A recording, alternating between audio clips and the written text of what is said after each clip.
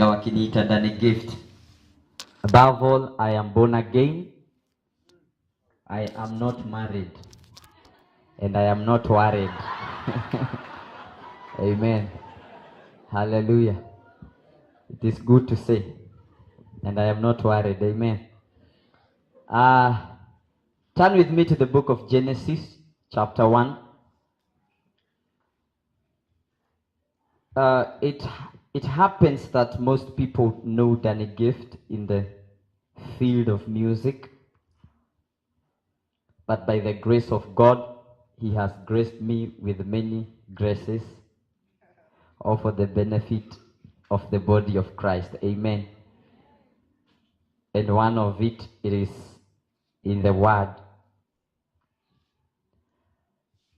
I am not an orphan. I fellowship at Bethany House of Prayer under Dr. Reverend Emily Wangoi, all the way in Nakuru. Yes, that's where I go to church. Stop looking at me like that, yes. And I stay in Nairobi. Today I came with friends. Maybe they can just stand up and wave. So I came with Esther. I also came with Effie Adhiambo. Effie is a youth coordinator in all PEFA churches. So today I'll be preaching in their conference. Today it's their last conference at PEFA House in Nairobi. So alikuja kuniman to make sure sitatoroka and that I also be on time. But it is well. They are also members of a band that I am part of called Higher Life Band. So they are also ministers. Amen. Then there is also a guy I invited who stays around Rongai, who is the admin of Danny Gift family WhatsApp group. This is a guy, this guy approached me on Facebook and I didn't know him by face. And by the love of my ministry and my music, he told me, Danny Gift, I want to start a WhatsApp group for people. And I will gather people from all areas who believe in your music. And I gave him my number, and within 10 minutes, the WhatsApp group was filled with 250. And now it is 1 year, 2 months down the line, and the WhatsApp team is very much active. And 2 weeks ago, we got 6 people born again via the WhatsApp group. So WhatsApp group, PSC, story, and information. We prayed for them, on WhatsApp group. Tulikuwa tuna record, semeni Bwana Yesu. On a record Bwana Yesu. Until, and we are doing a good follow-up. So appreciate Msela wherever he is, he can appreciate. Amen. Tunamitanga Msela Ray. Hallelujah. Are you on Genesis 1? One of the greatest temptations that ministers who happen to be musicians go through is to sing before preaching. So today I hope I will overcome the temptation. So someone is inciting me to fall into temptation. Okay. My brother, what's your name? The one with the keys. Eugene. Kuna ingine inaitangwa D for Daniel, for Danny Gift. Nifinye hiyo D. Hallelujah. I love this song, yeah. No other name can be called a father. No other name can be called a friend. No other name can be called Redeemer. No other name can be back again. No other God can be called a father. No other name can be called a friend. Oh, no other God can be called Redeemer. No other God's coming back again. And how we love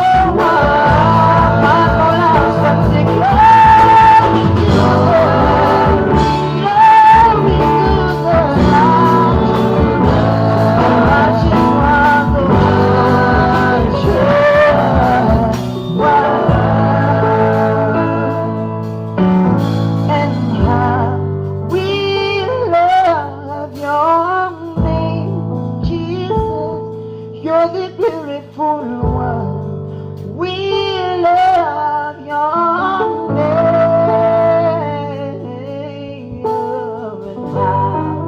and how we love your name, Jesus.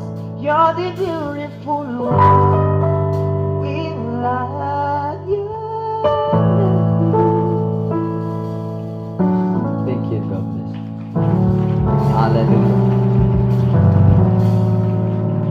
Amen. Jesus.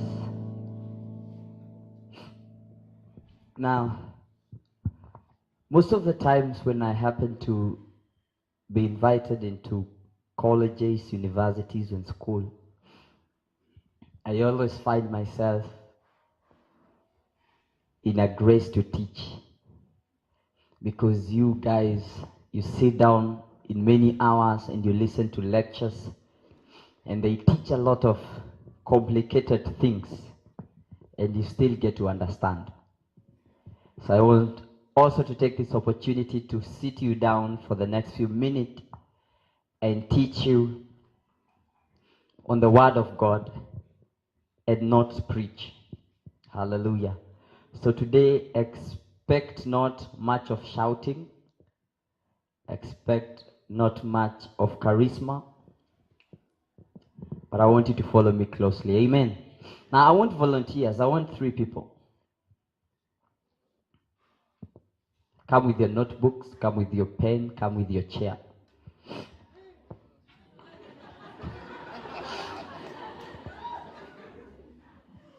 Actually, check your neighbor if your neighbor has a Bible.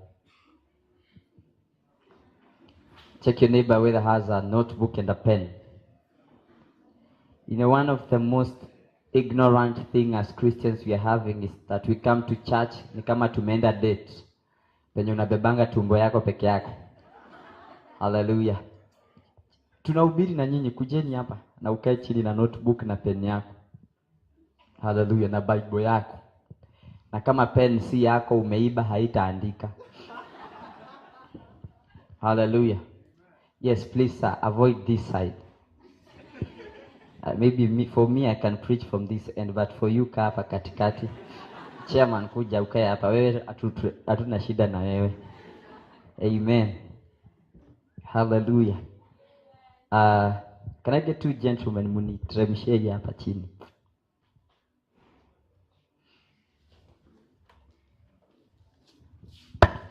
Receive greetings from the President and the CEO of Truth Mentorship, Mr. T himself. Hallelujah. Amen. I want to thank God for giving me an opportunity to be here, and secondly, the leadership of the MMU, SCU, Christian Union Fellowship, starting from the prophet of the house himself, Mr. Chairman. Hallelujah. So appreciate this man of God. He's such a great guy. Hallelujah.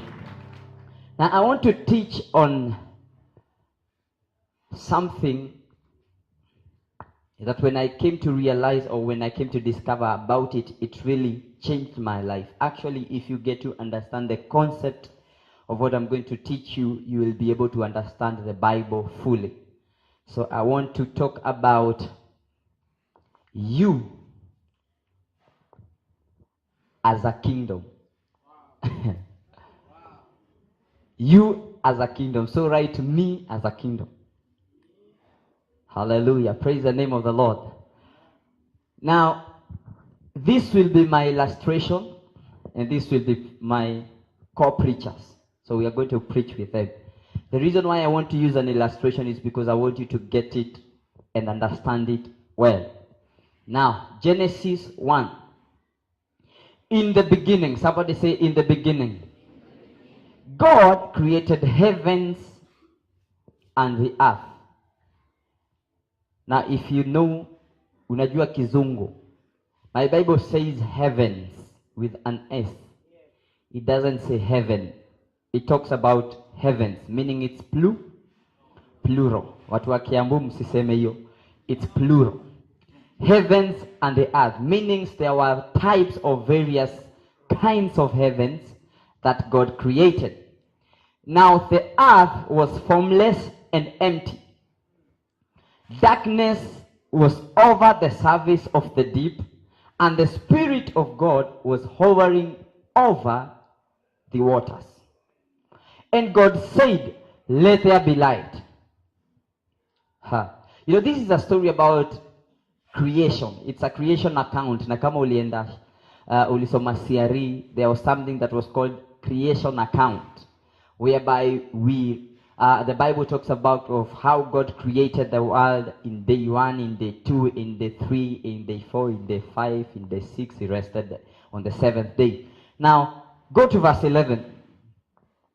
Then God said, let the land produce vegetation. So I pause and ask a question. When God wanted vegetation, what did he speak to? Come on, church. I want you to help me preach. He said, let the land produce vegetation, seed-bearing plants, and trees on the land that bear fruits with seed in it, according to their various kinds. So I ask, when God needed vegetation, what did he speak to? He spoke to the land. Verse 20. Actually, verse 15. And let them be lights in the vault of the sky to give light on the earth. And it was so. Verse 14, sorry. And God said, let there be lights in the vault of the sky to separate the day from the night, and let them serve as signs to mark sacred times and days and years, and let them be lights in the vault of the sky to give light on the earth. So I ask, when God needed the lights, what did he speak to? He spoke to what?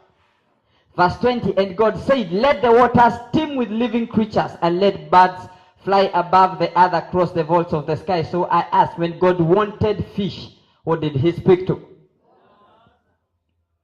Verse 26, then God said, let us make mankind in our own image, in our likeness, so that they may rule over the fish in the sea and the birds in the sky. So when God needed you and me, who did he speak to? He spoke to himself. Now, verse 28. God blessed them and said to them, be fruitful and increase in number, fill the earth and subdue it. Rule over the fish in the sea and the birds in the sky, and over every living creature that moves on the ground. Now, two things. God blessed them and said to them, be fruitful. Meaning, be fruitful was not a blessing, it was an instruction. Because he blessed them, after he blessed them, he said to them, be fruitful. So I ask, how would a man be fruitful? How would a man dominate? How would a man rule if he did not have the capacity and the ability to become what God told them or said to them to become? So this goes back to verse 26, and this is where I'll be speaking to about. And God said, let us make man in our image, in our likeness, so that they may rule over the fish. Rule, so that they may do what? Rule. Number one thing, we get a word, let us make. Make. What is to make? Nini wasomi, what is to make?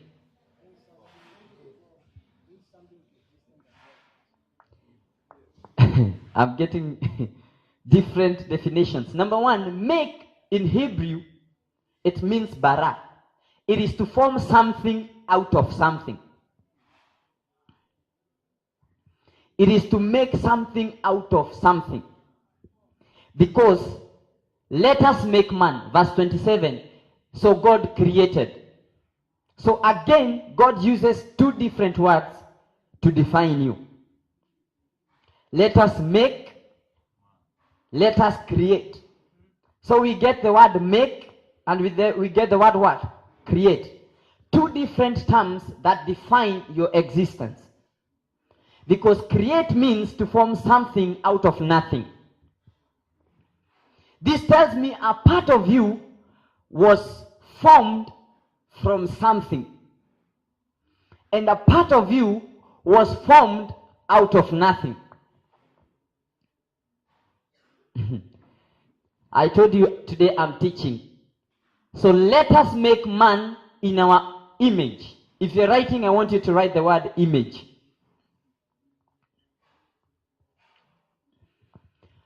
You know, when we were growing up, we were told that we are in the image of God. And we were told that if you look at me, you should see God. And we would boast, God looks like me. I'm created in the image of God. But I came to correct that doctrine, that God does not look like you. I like the face you're giving me. Because image does not mean to look like.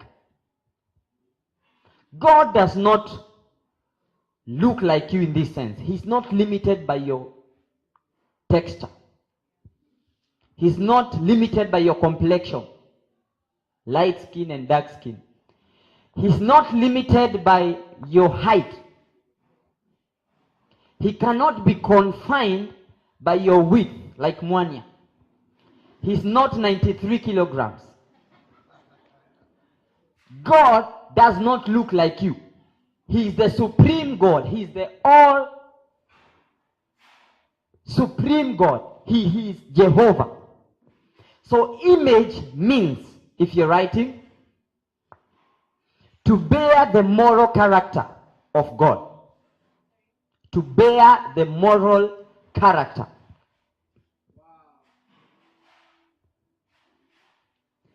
Two characteristics. So God is saying, let us make man that will have the moral character of us, that will have the same characteristics as us. That's what the word image means. Likeness, in our own likeness. If you're writing likeness, write down. Likeness does not mean to look like. It means to function like. So God is creating a man that will have the same nature, bearing the same moral character, having the same characteristics, and functioning like us. Who is us? We are talking about God the Father, the Son. So they all contributed in creating you. So image and likeness means that you were created to have the same nature, the same moral character, the same characteristics, and functioning like God. Verse 27. So God created mankind in his own image. What follows next is a semicolon. Thank God to my English teacher. It says, in the image of God, he created, what does the Bible say? He created him. Some scripts say him. Others says them. Alafu, both male and female, he created them. Now this is the most confusing statement in the Bible. He created him. Both male and female, he created them. Okay, he created them. Both male and female, he created them. Sounds confusing. He created him. Both male and female, he created them. How? Can someone explain? Now, this is a verse you always read. So can someone explain to me? I wish I had a cordless mic. You know, I've been reading this verse and I've been asking myself a lot of questions. How could God create him? Then say both male and female he created them. Now, mnaweza songa mbele. I need some space to illustrate. So many. I will explain something. Now, Mwania today is going to be our spirit man. Now, let us talk about this man, because I am here because of this man. Now, in verse 27, what it means, God created man. Man in Hebrew means ish, and it is in plural. So meaning it was not one. This is a species. When we say about dog species, I know all of you will think about different dogs. Chihuahuas, Rex, or hizo si species. Kuna bulldogs, but they all fall under what species? Dog species. When you think about bird species, you think about different types of birds. But they all fall under what? The bird species. So God created a spiritual being and a spiritual species, and he called it man. But in this man, there were two models. There was the female and the male. But remember, it is a what? It is a spiritual creature. It did not have form. Because God is a spirit, and he created the spirit man from his image, meaning the same creature bear the same nature of God. So it was a spiritual species called man. So if you're seated next to a lady, tell that lady you are a man. But in a female model. If you're seated next to a man, tell that man you are a man in a male model.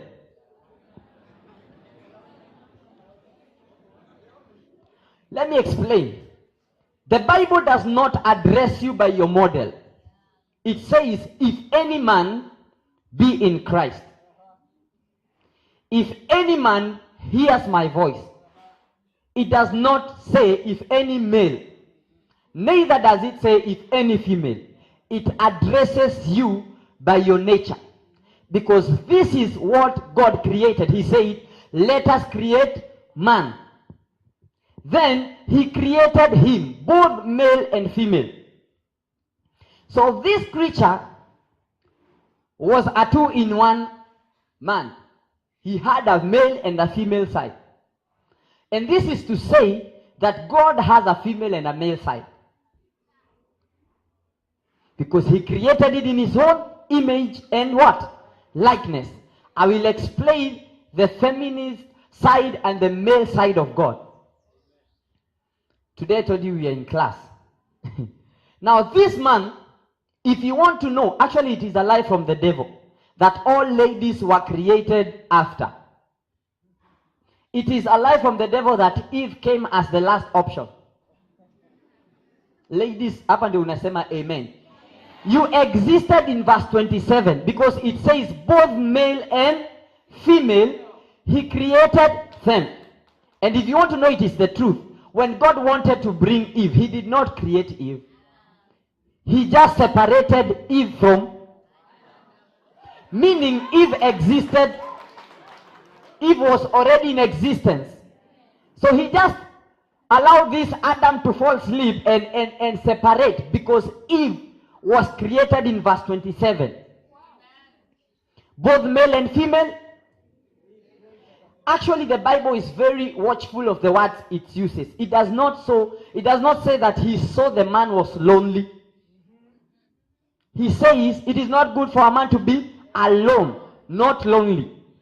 Meaning this man was not lonely, but he was alone. So he separated Eve so that the two might be compatible. And again, no wonder when the two come together, they become one. Because they complete the original. Well,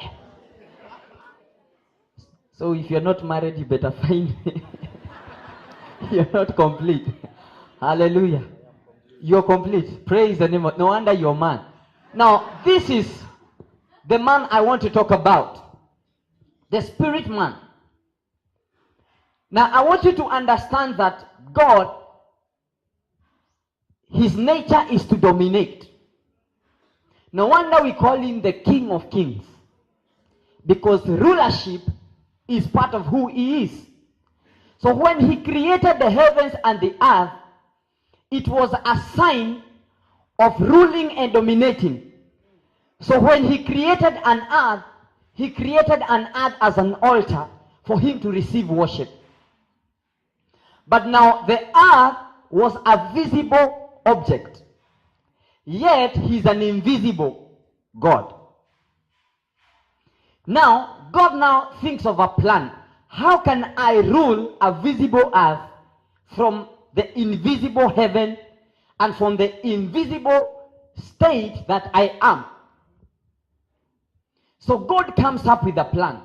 After the whole of creation, Genesis 2:5. It says, Genesis 2:5, now no shrub had yet appeared on the earth, and no plant had yet sprung up, for the Lord God had not sent rain on earth, and there was no one to work on the ground. So now the creation is complete. Even the man is already created. But this time, remember, he is a spirit man. And remember, a spirit has no authority on earth. And God wants to dominate because that's his nature. So what does God do? He comes up with a plan of from the invisible world. And he comes up a plan of creating a visible man so that he can be able to rule the visible earth. So what does he do? Genesis 2:7. Then the Lord formed a man from the dust of the ground and breathed into his nostril the breath of life, and the man became a living soul. Now, this man is spirit, and God wants this man to rule and dominate. Remember verse 28, 128 as we read. He was given a mandate to be fruitful, to do what else? To multiply and to do what? To fill the earth and to do what? To subdue it and to do what? Now this man has all the ability and the capability. But now he is limited to do that on the physical earth because he is a spirit man. So now God comes up with a plan. He forms a man from that, which we call the body. Sasa hii ni matope, akachukua matope, akatengeneza matope. So chairman, wewe ni leo tu, you are the body for today. Now this is the body part that God creates in Genesis 2:7. Because now this is the physical man. Remember, that is the spiritual. He creates a physical man. Then he takes this spirit man, he breathes it into this physical body. Then this body becomes a living soul.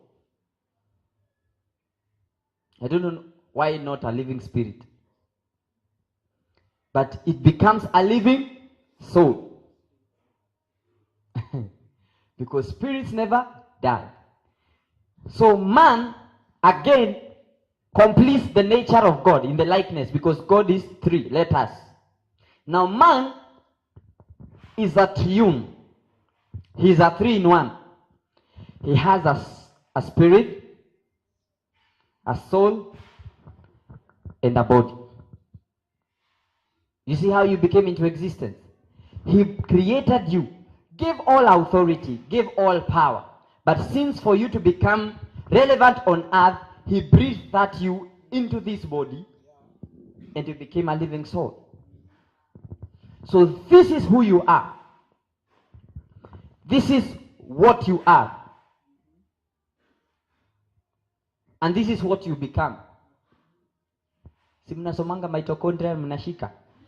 Hata kizungu mtashika leo. This is who you are. This is what you are, and this is what you become.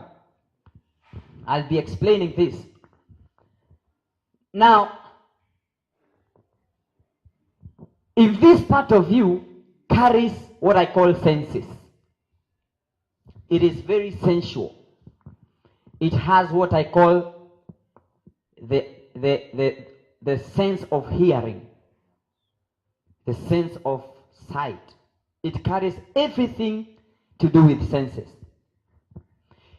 This part of you reacts to whatever is earthly,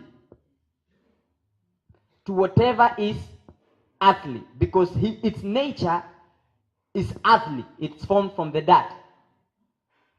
And in this nature, it is where we have the models, the female and the male.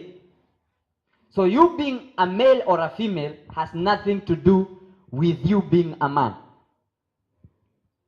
So hii story ya gender, I don't know where ilitoka na kupigana sijui nini over sijui ya mamana. No, we are all men. This is something that will die. That will always go to that. That will always remind me of the preacher at the burial ceremonies. That will always remain to be. So usturingie na hii that biceps, joceps, nini itaisha. Because this is not who you are. That is who you are. This is just a model. But you need to be responsible for it because God gave it to you for a purpose. Now it has the senses. It can see, it can hear, it can feel, it can touch. Now this part of you, the soul, it is an integration of three things. The mind, if you're writing, the will, and the emotions. So in your CPU, this is the part that inapokeanga all data. It processes all data, the mind, the will, and the emotions. But the mind specifically is the engine. Hii assignment ni ngumu. I'm explaining about you. Na mnaniangalia like, uwe ni mimi bado. It is you. Now the mind, the will, and the emotions. The body takes information from the environment, from seeing, from hearing, and it drops it to the CPU. So this part of you, the soul, processes every data received from the body. Then it feeds the spirit man. So the health of this man is dictated by the data from the soul that is being transmitted from the body. Let me give you a scriptural example. Faith comes by hearing, and hearing the word of God. So what do you hear with? You hear with the body. It is the ears that hear the word of God. Now, soul takes the information and it conceives the word of God. When it conceives it, it takes it to the man. Now, because the man is from God, it agrees with the word because its nature is of God. So faith is formed. You see how practical it is. This man, when he relates with the right information that is from God, the health of this man is guaranteed. Number two, the relationship from this man to its source is maintained. An example, we said when God needed plants, he spoke to what? To the land. So if you remove a plant from the soil, which one dies? The soil or the plant? If you take a fish out of the water, which one dies? The fish or the water? because the water is the source. Now, if this man is brought out of the source, which one dies, God or this man? No wonder, or that man, not you. No wonder the Bible says when Adam and Eve sinned, death was introduced. They died, but the body was alive. So they died at this state. And you remember, do you know how this part died? They ate with their mouth. It was a physical example. It was a physical affair. Walikula na mdomo, na meno wakatafuna. Meaning, your mouth, it is this serious. Your mouth can cause death to your spirit man. Yani, chakula ilifanya wase wakapoteza relationship. And this tells me there are certain foods we should not eat. Let me not enter there. Utaanza kuniangalia kitabu. Kwa sababu sisi tukiwa watu hii kulikuwa na chakula ilikuwa inaletwa, ilikuwa inaitwa Hare Krishna. Huku kula Hare Krishna. Hare Krishna ilikuwa chakula ilikuwa inaletwa mtana wa Hindi na maniso. Tukiwa toi ghetto tunakula. And these were foods that were sacrificed to their gods, and they came to give to the people kwa streets as a sign of thanksgiving to their gods after zimepelekwa kwa hiyo miungu. So si tulikuwa tunakula juni food, but hatuko najua tunakula sacrifice ya wase wengine. To them it was a ritual, normal activity, but to us it was food. So to Eve and Adam it was just an apple, but to the devil it was an assignment. So the issue is not the food. Now, let me give an example with this part. This part, because it is sensual.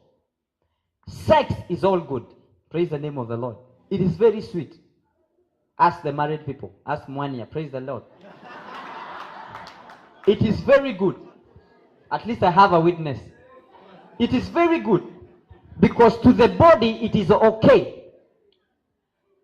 But if you're not married, according to the nature of this man, it is fornication. And it is sin before God. But to the body, sensually, it feels okay. It feels nice.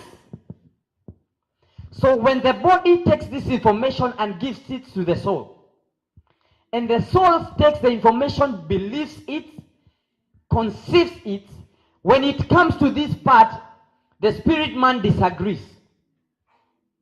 No wonder the scripture says that the flesh is at war with the spirit. Because flesh is prone to earthly things, but the spirit is of God.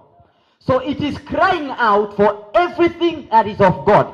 Remember this man, we said it has the same nature, the same moral character, and the same characteristics that is of God. And it is meant to function like God.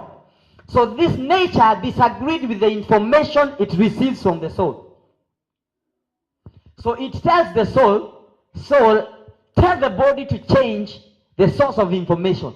Because the kind of information it is feeding you, it is not in the same nature with who I am.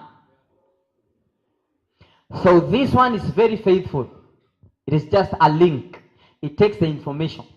So maybe it argues, where's soul man? This we feel. Siko na emotions. Siko na will. Can you try and feel it? The emotions. It feels okay, right? The nice amazina feel. Poor ule dem ameweza. The will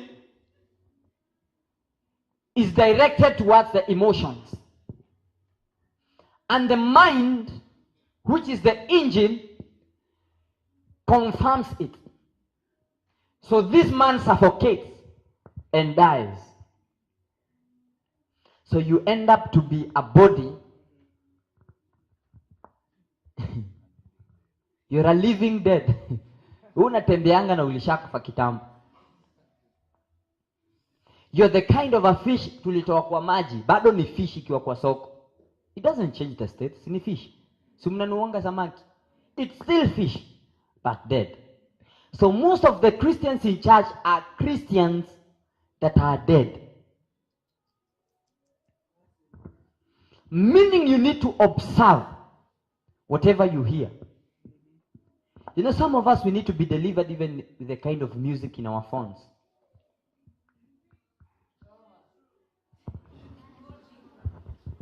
Nilisikia tukiambia asubuhi, and that person was listening to music that was not so spiritual. Ulisema iko imeokoka sana ama iko? Kama haijaokoka hakuna sana na kidogo. So meaning the kind of things you listen to are so much important to that man. Because these two will die. And this is the part that will face judgment. This is the part that will either go to heaven or the lake of fire, not hell. Because hell will be destroyed. Hata hell itarushwa kwa lake of fire. So wacha mnaogopanga hell. Soma Revelation usikie, and hell ilikunjwa ikatupwa to the lake of fire, where there was the fiery fire and the wrath of God. So this man, so leo manze watu wa delete ma songs zingine. Meaning even your eyes, it really matters the kind of videos and the kind of pictures that are in your phone. The kind of some programs you watch on TV. You know, nowadays kwa TV nimeona kila kitu imekuwa ya matini na ma youth programs that are so okay and sensually okay to the body. The 10/10s of the days, the Nairobi Diaries, things that kila mtu anasema, wewe sangapi imefika tu tukaona Nairobi Diaries. Sangapi 10/10 imefika. Things that are so sensually okay, but not healthy to who you are, because this is not who you are. And remember this part, who you are has a promise and an instruction. 28, as we had read. So there is so much you miss enjoying secular music. There is so much you miss enjoying pornographic things. Because this is what you miss. Being fruitful. You miss being increasing in numbers, filling the earth, subduing it, ruling over the fish in the sea, and the birds in the sky, and over every living creature that moves on the ground. Because if God is a ruler, I'll make sure I may deposit all nutrients of rulership in you. No wonder he did not have to bless them to become rulers. He only needed to tell them, go and be fruitful. He said to them, be fruitful, because they already had the nature and the ability to be who? To become who God originally created them to be. Sasa tuingie deeper. Mmesikia mnaenda mission Kapenguria. Mnaenda kuwin body, spirit ama souls. So why win souls and not bodies and spirits?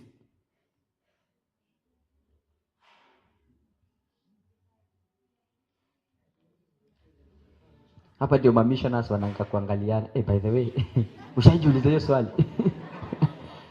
Niko nimejiuliza hiyo swali asubuhi by the way, lakini so why do we win souls and not spirits and bodies? Because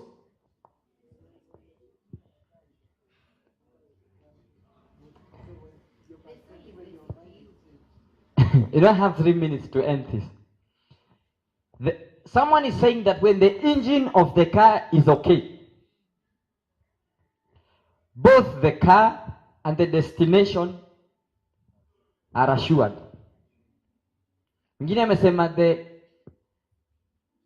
the soul is the CPU. So if the CPU is not functioning, the computer has malfunction. You are created in the same nature. When you add AL in the word nature, what do you get? Natural. So meaning when you behave like God, that's when you say you're natural.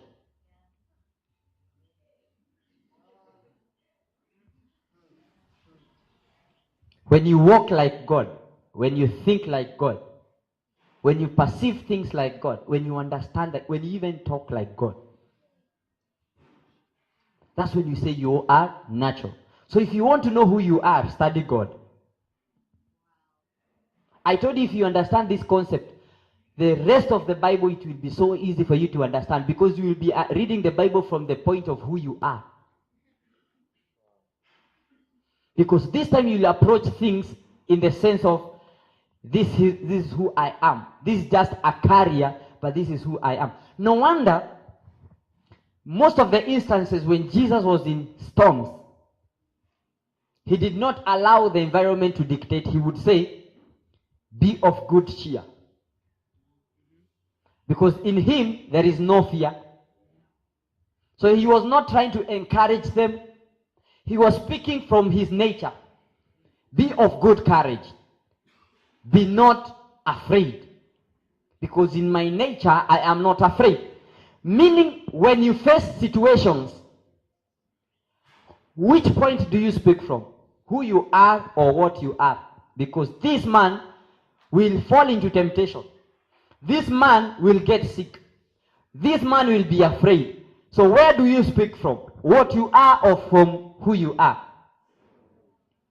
Because in you, there is no fear. Actually, the Bible says, we have not been given the spirit of fear, but of what? Sound mind, of power, because that's what God has, and of love. That's not what God has. That's who God is. So if you have love, meaning you are God. On Friday, I was telling people there is a part of you that is God. So this is God. This is you. You carry everything that is of God. Meaning everything that is against God, it should be against you. Everything that does not work out towards God, it should not work out against you also. Because you are in the same nature of who? As God. Now the soul. This, we win souls. Because this is where all information is stored. So when we go to crusades, we deal with information. We deal with ideologies. Because the good news is an information. So we make this man aware of who he is supposed to become. Because remember, they are already prone to sin, meaning this man is dead. So how do we reach out to this man who is dead? And this man is already prone to the earthly things. So we have an option of one, which is the mediator. So tukienda Kapenguria tunaenda kudeal na kitu moja. Mind.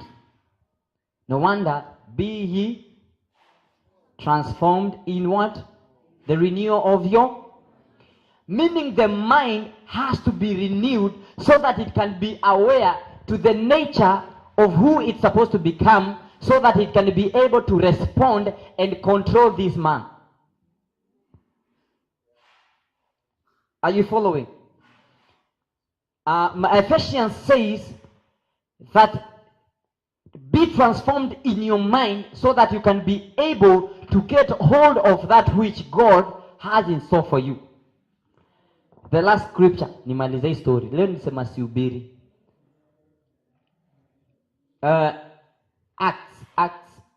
Romans 8. Verse 16 to 17. The Spirit Himself testifies with our spirit. So meaning you have a spirit. So this is from the Bible. So the Spirit of God Himself testifies with that we are what? God's children. Verse 17. Now, if we are God's children, then we are what? We are, Wakamba ni heirs, wazungu ni heirs, zote. Sasa sijui which one is correct. Heirs. Sasa sijui ni ya kamba sio ama ni sawa. Chairman wewe ni wa heirs. Hallelujah. Now, if we are children, then we are heirs of God and co-heirs with Christ. Now, let me tell you something. When the Spirit of God, when we win the souls, the Holy Spirit of God comes in because it is by conviction. It testifies with your nature. Testify means it becomes in agreement with your nature. Because the Spirit of God can relate with a part of it that gave itself out to create you. So it is in the same nature. They can relate. Because letters. So this was part of me that gave birth to you. So when I come into you, I testify with this part. So when we relate, you are justified. After you're justified, there is no more condemnation. Not to that man. That is already condemned to death, because it shall surely die. But now condemnation on this part of you, we say, for there is no more condemnation to them that are in. So after justification comes something that I call agreement of the Spirit with your spirit. Then we say we are children. There is a confirmation. Children of God, meaning you are restored back to who you are. Not only to be restored, it says then we are co-heirs with Christ. Meaning anything that is meant for Christ, it is yours. Anything that Christ owns, you own.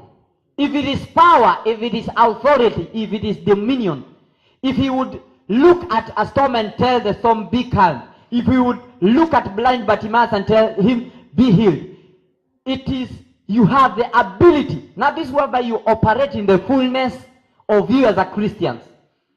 That when you go to Kapenguria, you look at cripples and you'll tell them, rise up and walk. It is not because it is a miracle. I usually tell people there is a level you walk with God. Miracles are not something to you because it is in your nature. Look at Elijah. Elijah would say, by my word it shall not rain. Not by the word of God, but by my word. This man had walked with God to a level, he would see things as God. He would speak like God. Anasema kutanyesha, ni mimi nimesema, si Mungu, and it would not rain.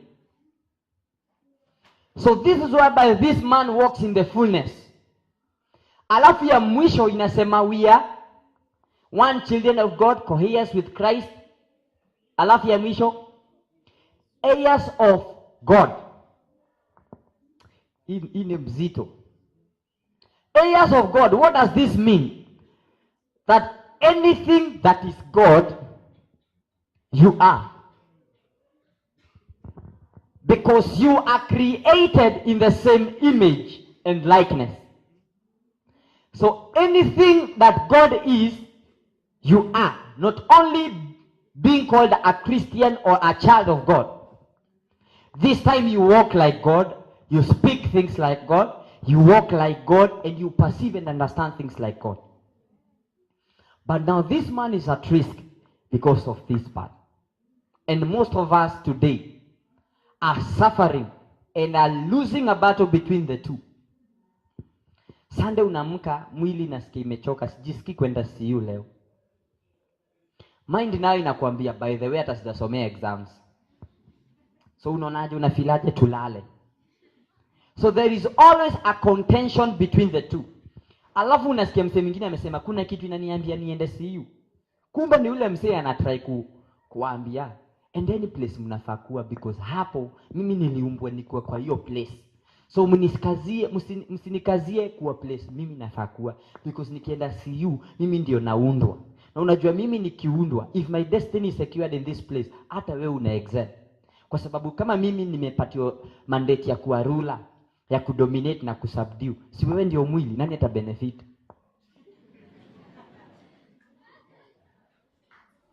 Are you getting the sense? This is just a beneficiary of who this man is called. But most of us take advantage of this, thinking the things that are beneficial to your body are of more importance to what is beneficial to this part of you. Yet it's supposed to be the other way around. This man should be dictated by this man. Huyu ndio anafaa kukuambia unafaa kuenda CU saa ngapi, na ukienda CU wewe ni wale wase wa kutazama, ama you should participate. Are you there to church to serve, ama unaendanga kuangalia wasele walivaaje, walifanya nini? This man dictates even in your giving, because this man understands even the principles of giving, because yeye anajua alipewa nini ya kumultiply. So how will I multiply na Mungu amenipea seed? Seed si ya kukula, si ya kupanda. Na ukishapanda si una expect to multiply. So this man has the seed to dictate that man. But most of us Christians tunakuanga hapa. And this is where we lose it. And today we are coming to redeem this man. We must redeem this man. We must subject him and allow this guy. Hii CPU lazima transform information from that end, not from this end. We need to pray for all the gates in this man. Yani leo tunafaa kuanoint mpaka masikio zetu, tuambie Mungu, hizi masikio zetu naomba uzi anoint. Macho zetu tunaomba uzi anoint. Zione zile things spirit anataka tuone. Masikio yetu inafaa kuwa guide na kile spirit anataka tusikize. Haifai kuwa ni sisi tusikize tu dictate ya ule mse. Ule ndiye anafaa kudictate kenye tunafaa kufanya na hii mwili yetu. Na can you rise up on your feet?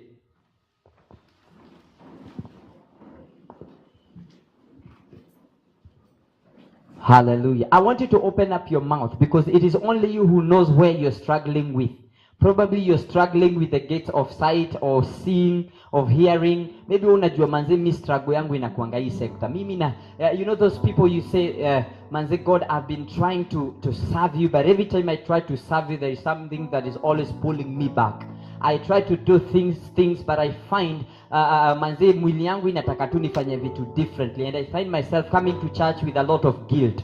Nikikam church baada ya kupraise inakuanga, it's always repentance, telling God, manze, this week I did so and 1 2 3 things. This week I was found in such kind of an environment. Maybe I was in a group of friends and we discussed a lot of things that were not healthy for me, but yet the desire in me, it is to serve you wholeheartedly.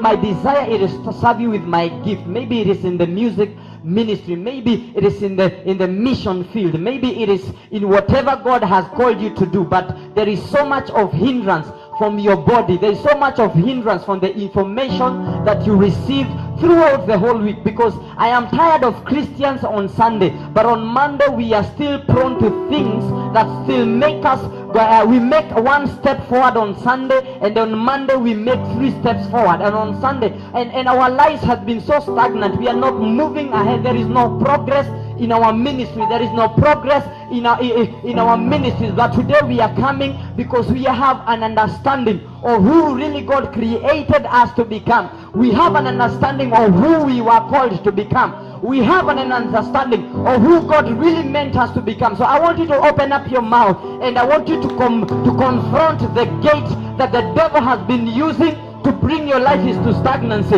I want you to confront openly. Come on, open up your mouth and confront. Is it your ears? I want you to speak to your ears, and I want you to be the prophet of your ears and tell your ears from today, because I am talking to you from the point of an understanding of who I am. I subject you to whatever is of the Spirit. I subject you to whatever that is of God. Any music, any information, any kind of friends that I hold, I subject them to speak to me to things that are of the Spirit, so that who I am can be secured, so that who I am can have and enjoy the eternity that has been promised to me by the Father? Is it the eyes? I subject you to the things that is of God. May my eyes be subject to read, to understand, to be found in the things that God wants me to read.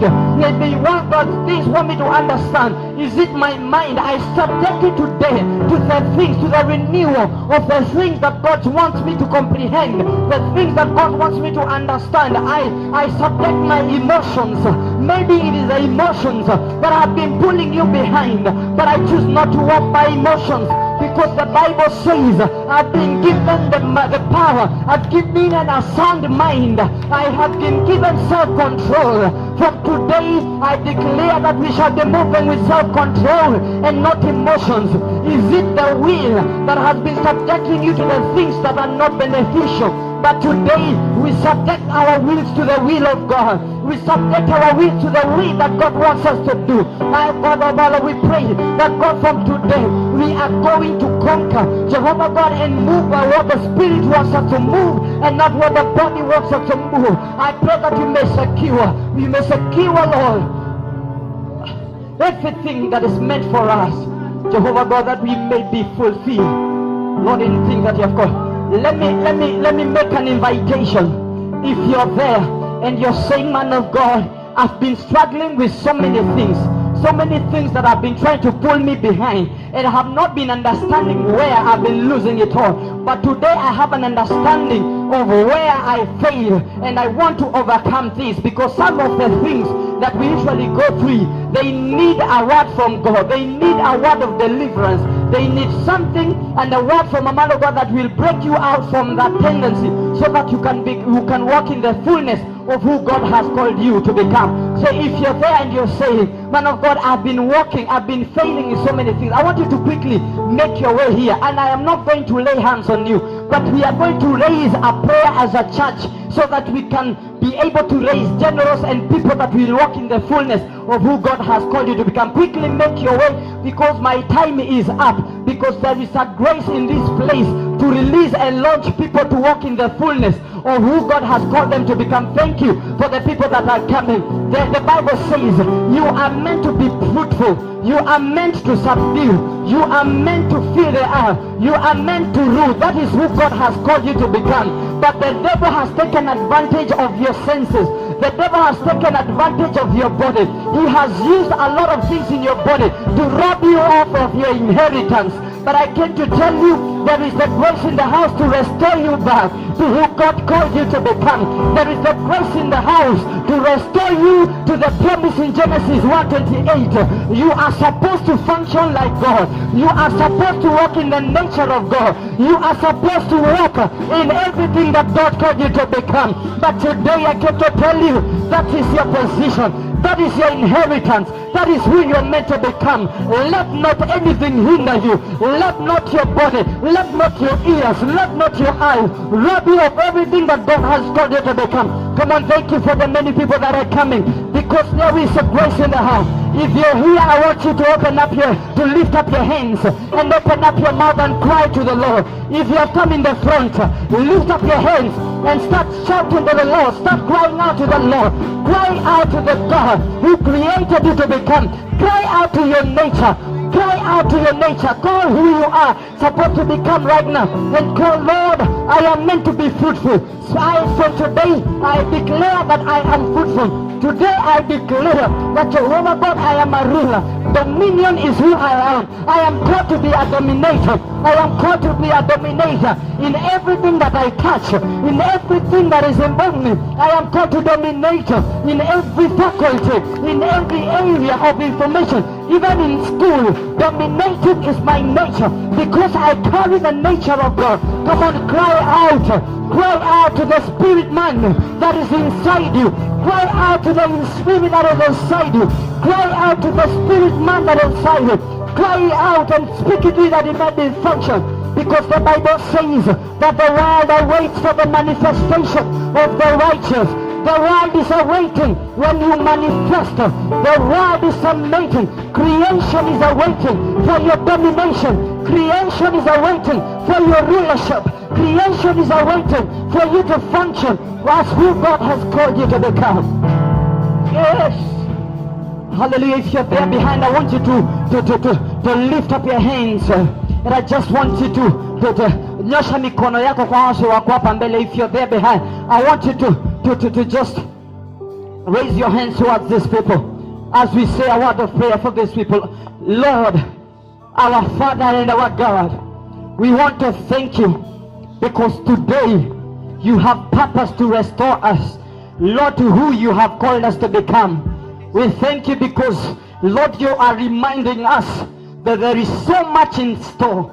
There is so much in store for us to become, because you created us in the same nature as you. Because you created us, Lord, in the same character, in the same moral character, bearing the same moral characteristics as you. You created us to function like you. But Lord, the body or the things that you created, that you formed out of dust, and you placed us in them, Lord, it has robbed us of our inheritance, oh God. And so many times we desire to please you.